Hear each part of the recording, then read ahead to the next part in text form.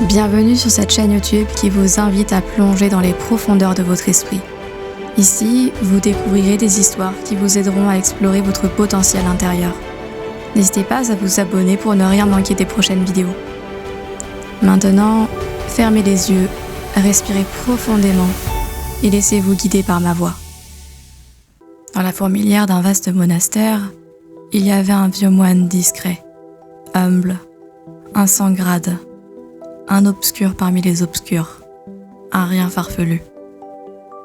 Ses confrères le tenaient pour un ignare, doublé d'un illuminé dans le sens commun et non bouddhiste, de simple d'esprit.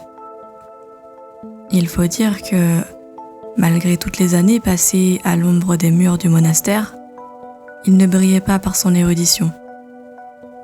Le vétéran boudait en effet la lecture des textes sacrés et, à la belle saison, passait le plus clair de son temps au bord d'un étang, constellé de lotus, bercé par le murmure du vent, la psalmodie des insectes et le chant des oiseaux. Il y méditait discrètement assis sur un rocher, sous le monumental parasol d'un vieil arbre.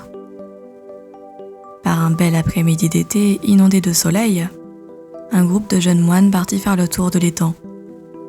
C'est alors qu'ils purent observer avec stupéfaction la manière fort décousue que l'ancien avait de méditer.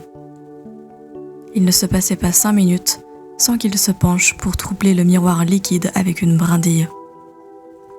Il allait même quelquefois se lever pour faire quelques pas, une branche à la main, avec laquelle il tirait une feuille d'arbre hors de l'eau. Son curieux manège fit rire ses cadets, qui entreprirent de lui donner une leçon sur la méditation. Ne serait-il pas préférable de vous recueillir les yeux fermés afin de ne pas être distrait par le spectacle du monde ? Comment espérer atteindre une haute réalisation spirituelle si vous bougez sans cesse ? Vous ne pouvez pas stabiliser votre esprit ni laisser le prana circuler harmonieusement dans les canaux subtils. C'est vrai, prenez exemple sur le Bouddha qui a obtenu l'éveil suprême en demeurant immobile sous l'arbre de l'illumination. Le vieux moine s'inclina pour les remercier de leurs conseils et, tout en leur montrant un insecte qu'il venait de repêcher avec une brindille, il leur dit, un sourire désarmant aux lèvres. « Vous avez sans doute raison, mes jeunes frères. Mais comment pourrais-je méditer sereinement s'il y a autour de moi des êtres vivants en train de se noyer ?» La bande des cadets resta interloquée.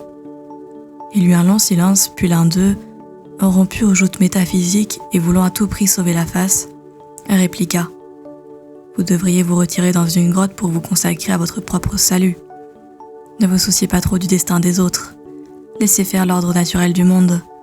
Chacun récolte le résultat de ses actes antérieurs.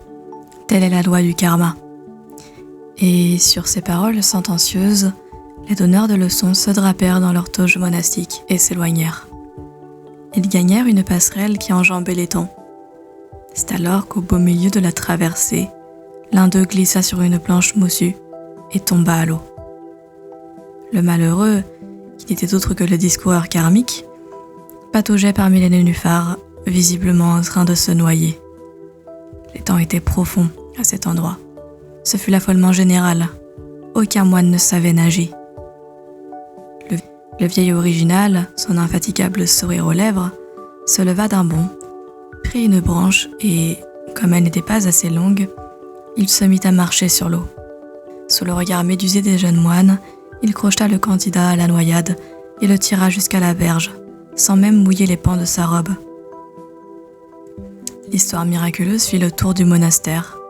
On tenait désormais le vieux pour un saint, un bodhisattva caché, un Bouddha vivant. Il en prit ombrage car il ne supportait pas d'être un objet de dévotion. Il gagna une autre province où il se cacha dans la fourmilière d'un vaste monastère. Extrait de Contes des sages du Tibet par Pascal Folliot. J'espère sincèrement que cette histoire vous a plu. Si vous avez apprécié cette expérience et que vous souhaitez en découvrir davantage, n'hésitez pas à liker cette vidéo, à laisser un commentaire pour partager vos impressions et à vous abonner à la chaîne. Votre soutien est précieux et cela me ferait vraiment plaisir de vous retrouver dans les prochaines histoires.